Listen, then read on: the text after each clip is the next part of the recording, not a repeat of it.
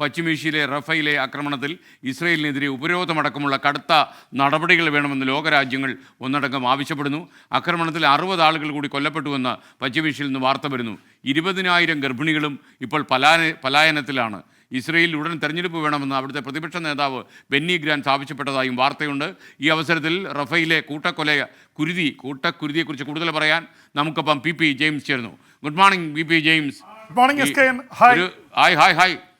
ഒരു പ്രേക്ഷകൻ ചോദിക്കുന്നുണ്ടായിരുന്നു, റഫയിലെ വാർത്തയെക്കുറിച്ച് നിങ്ങൾ പറയുന്നില്ല. നമ്മൾ റഫയെക്കുറിച്ച് തന്നെ പറഞ്ഞുകൊണ്ടേയിരിക്കുകയാണ്. അയ്യോ, എത്രയോ ദിവസങ്ങളായി നമ്മൾ റഫയെക്കുറിച്ച് സംസാരിക്കുന്നു. വളരെ സങ്കടകരമായ വാർത്തകൾ തന്നെയാണ് റഫയിൽ നിന്ന് ഇന്നും വരുന്നത്. പ്രത്യേകിച്ച് ഇസ്രായേൽ ആക്രമണം കൂടുതൽ ശക്തിപ്പെടുത്തിയിരിക്കുകയാണ്.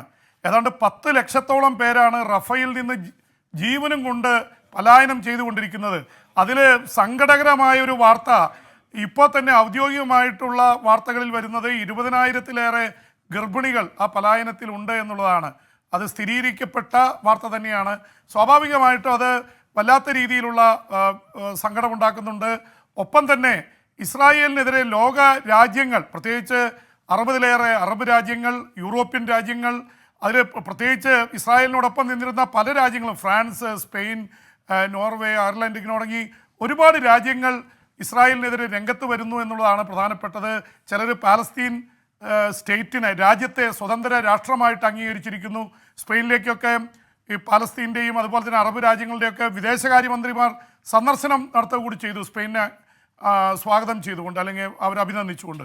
ആ തരത്തിലേക്കൊരു വേൾഡ് ഡിവൈഡ് ഉണ്ടായിരിക്കുന്നു. അമേരിക്ക മാത്രമാണ് ഇപ്പോഴും അവരെ റഫയിൽ വലിയ ആക്രമണം നടത്തുന്നില്ല എന്ന് പറഞ്ഞ് ഇരട്ടത്താപ്പ് നയത്തിൽ നിൽക്കുന്നത്. ബാക്കി ലോകരാജ്യങ്ങളൊക്കെ തിരിഞ്ഞിരിക്കുകയാണ്. ഇസ്രായേലിനെതിരെ നടപടി വേണം എന്ന് തന്നെയാണ്. ലോക കോടതിയുടെ വിധി വന്നു, റഫ ആക്രമിക്കരുത്, അതിർത്തി തുറന്നു കൊടുക്കണം. ഇതൊന്നും അനുസരിച്ചിട്ടില്ല ഇസ്രായേൽ അതെല്ലാം തള്ളിയിരിക്കുകയാണ്. അപ്പം വല്ലാത്ത രീതിയിൽ പട്ടിണി പടരുന്നു, പ്രശ്നങ്ങൾ ഉണ്ടായിരിക്കുന്നു. അതിനിടയിൽ ഇസ്രായേലിൽ വല്ലാത്ത പ്രശ്നങ്ങളാണ്. പ്രത്യേകിച്ച് ഇസ്രായേൽ പ്രധാനമന്ത്രി ബെഞ്ചമിൻ നെതന്യാഹുവിനെതിരെ രംഗത്ത് വന്നിരിക്കുന്നത് ചില്ലറക്കാരല്ല. അവിടുത്തെ പ്രതിപക്ഷ നേതാവ്, ഒപ്പം നെതന്യാഹുവിൻ്റെ കൂടെ പ്രതിപക്ഷ നേതാവ് ആയിരിക്കുന്ന ആൾ യുദ്ധകാര്യ മന്ത്രിസഭയിൽ അംഗമാണ്, ബെന്നി ഗാൻസ്. അദ്ദേഹം പറഞ്ഞിരിക്കുന്നു ഉടൻ തെരഞ്ഞെടുപ്പ് വേണം, ഞങ്ങൾ പിന്തുണ പിൻവലിക്കാൻ പോകുന്നു എന്നുള്ള തരത്തിൽ. ഒപ്പം തന്നെ മറ്റ് നേതാക്കളും, അവിടുത്തെ ഡിഫൻസ് മിനിസ്റ്റർ യോവ് ഗാലൻഡ്, അദ്ദേഹവും എതിരായിട്ട് രംഗത്ത് വന്നിട്ടുണ്ട്. അവരൊക്കെ പറയുന്നത് ഇവിടെ ഒരു ആക്രമണം കഴിഞ്ഞാൽ എന്താണ് അടുത്ത പദ്ധതി, എങ്ങനെയാണ് ഗസ ഭരിക്കാൻ പോകുന്നത്, ഇത് സംബന്ധിച്ച് ഇസ്രായേൽ ഇടപെടേണ്ട കാര്യമില്ല, പാലസ്തീൻകാർ തന്നെ ഭരിക്കട്ടെ എന്ന് പറയുമ്പോൾ അതിന് തയ്യാറല്ല നെതന്യാഹുവിനെതിരെ ബന്ദികളെ വിട്ടുകിട്ടാത്തതിൻ്റെ പേരിൽ വല്ലാത്ത രീതിയിലുള്ള വിമർശനം ഇസ്രായേലിൽ നടക്കുന്നു. 10,000-കണക്കിന് ഒരു ദിവസം ലക്ഷക്കണക്കിന് ആൾക്കാർ തന്നെ നെതന്യാഹുവിനെതിരെ രംഗത്തിറങ്ങി. ഒരു പക്ഷേ യുദ്ധകാലത്ത് തെരഞ്ഞെടുപ്പ് നടത്താൻ എന്തായാലും പ്രധാനമന്ത്രി തയ്യാറാവില്ല. പക്ഷേ ഭൂരിപക്ഷം പോയാൽ മന്ത്രിസഭ രാജിവെക്കുകയും തെരഞ്ഞെടുപ്പിലേക്ക് പോവുകയും ചെയ്യണം. ഒരുപക്ഷെ യുദ്ധകാലത്ത് അങ്ങനെ ഒരു അവസ്ഥ ഇസ്രായേലിനെ സംബന്ധിച്ചിടത്തോളം സഹിക്കാൻ പറ്റുന്നൊരു കാര്യമല്ല. ആ തരത്തിൽ ഭിന്നതയുണ്ടായിരിക്കുന്നു. കാരണം ബന്ദികളെ വിട്ടുകിട്ടാത്തതിൽ ഇനിയും 100-ലേറെ ബന്ദികളെ വിട്ടുകിട്ടാനുണ്ട്. 134 പേരുണ്ടായാലും 34-ലേറെ പേർ കൊല്ലപ്പെട്ടു എന്നാണ് വാർത്തകൾ വരുന്നത്. കുറച്ച് പേരുടെ ഭൗതിക ശരീരങ്ങൾ കണ്ടെടുത്തിട്ടുണ്ട് ഇസ്രായേൽ സൈന്യം തന്നെ. ഈ തരത്തിൽ ഇസ്രായേൽ വളരെ ഡിവൈഡഡ് ആയിട്ട് നിൽക്കുകയാണ്. പക്ഷേ യുദ്ധത്തിൻ്റെ കാര്യത്തിൽ യാതൊരു വ്യത്യാസവുമില്ല. റഫയിൽ ആക്രമണമില്ല കാര്യമായിട്ടെന്ന് പറയുമ്പോഴും ആയിരക്കണക്കിന് ഇസ്രായേൽ സൈനികരാണ് ടാങ്കുകളുമായി അവർ ഇരച്ചു കയറുന്നത് റഫയിലേക്ക്. ടെൻറ്റുകൾ കത്തിക്കുന്നു, ബോംബാക്രമണം നടത്തുന്നു, ആകാശത്ത് നിന്നും കരയിൽ നിന്നും ആക്രമണമാണ്. പാവപ്പെട്ട നിരപരാധികളായ സ്ത്രീകളും കുട്ടികളും കൊല്ലപ്പെടുന്ന 26,000-ലേറെ സ്ത്രീകളും കുട്ടികളുമാണ് ഇതിനകം കൊല്ലപ്പെട്ടിട്ടുള്ളത്. ഇന്നത്തെ മരണസംഖ്യ 36,225 പി ജെയിംസ്, മറ്റൊരു കാര്യം, ഈ ന്യൂയോർക്കിലെ കോടതിയുടെ വിധി ഉണ്ടായിരിക്കുന്നു. ഡൊണാൾഡ് ട്രംപ് കുറ്റക്കാരനാണെന്ന് വിധി വന്നിരിക്കുന്നു. മാത്രമല്ല ശിക്ഷ പറഞ്ഞിട്ടില്ല. എന്നാൽ ഈ വിധിയെ ട്രംപ് പുച്ഛിച്ച് തള്ളി. യഥാർത്ഥ വിധി നവംബറിൽ വരും എന്നാണ് അദ്ദേഹം പറഞ്ഞത്. അമേരിക്കയുടെ മുൻ പ്രസിഡന്റ് ഡൊണാൾഡ് ട്രംപ് കുറ്റക്കാരൻ എന്ന ന്യൂയോർക്ക് കോടതിയുടെ വിധി അന്താരാഷ്ട്ര മാധ്യമങ്ങളിലൊക്കെ നിറയുകയാണ്. CNN-ൽ, അതുപോലെ തന്നെ BBC-യിൽ, Al Jazeera, Russian TV, Chinese TVകൾ, ഏത് ഇതിൽ പോയാലും പ്രധാന വാർത്തയായിട്ട് വരുന്നതാണ്. കാരണം അദ്ദേഹം പ്രസിഡന്റ് അല്ലെങ്കിലും ഡൊണാൾഡ് ട്രംപ് എന്നും ലോക മാധ്യമങ്ങളിൽ വാർത്തയാണ്. ഇപ്പോൾ അദ്ദേഹത്തിനെതിരെ വന്നിരിക്കുന്നത് അദ്ദേഹത്തിൻ്റെ ഹഷ് മണി ട്രയൽ കേസിൽ അദ്ദേഹം ഒരു സ്റ്റോമി ഡാനിയൽസ് എന്ന പോൺ സ്റ്റാറിന് അദ്ദേഹത്തിൻ്റെ അവർ തമ്മിലുള്ള കേസ് ഒത്തുതീർക്കാനായിട്ട് പണം കൊടുത്തു. അത് ബിസിനസ് റെക്കോർഡിൽ, തൻ്റെ ട്രംപ് ഇതിലെ ബിസിനസ് റെക്കോർഡിൽ വരുത്തി അല്ലെങ്കിൽ തട്ടിപ്പ് നടത്തി ആ പൈസ കൊടുത്തത് മൈക്കിൾ കോഹൻ എന്ന ലോയർ വഴിയാണ്. ആ ലോയറുടെ പണം വേറെ രീതിയിൽ ഇതിൽ ഉൾപ്പെടുത്തിയിരിക്കുന്നു. അവസാനം ഇതിൽ തട്ടിപ്പ് നടത്തിയിരിക്കുകയാണെന്ന് ബിസിനസ് രേഖകൾ തട്ടിപ്പ് നടത്തിയെന്ന് കണ്ടെത്തി. എന്തായാലും സ്റ്റോമി ഡാനിയൽസ് ഈ ആരോപണവുമായി രംഗത്ത് വന്നിരുന്നു. ഒരുപക്ഷെ സ്റ്റോമി ഡാനിയൽസുമായിട്ടുള്ള ബന്ധത്തേക്കാൾ കൂടുതൽ ചർച്ച ചെയ്യപ്പെട്ടത് രേഖകളിലും ബിസിനസ് രേഖകളിലും തിരുത്തൽ നടത്തിയെന്നാണ്. 34 കേസുകളാണ് ഇതുമായി ബന്ധപ്പെട്ടുണ്ടായിരുന്നത്. അതിൽ 34ലും കുറ്റക്കാരനെന്നാണ് പറഞ്ഞിരിക്കുന്നത്. ജൂലൈ 11-ാം തീയതി, ഏതാണ്ട് ഒരു മാസം കഴിഞ്ഞ് 11 ദിവസം കഴിയുമ്പോഴാണ് വിധി വരുന്നത്. പക്ഷേ വിധിയിൽ അദ്ദേഹത്തിന് ജയിലിൽ പോകേണ്ടി വരുമെന്ന് തന്നെയാണ് നിയമവിദഗ്ധർ പറയുന്നത്.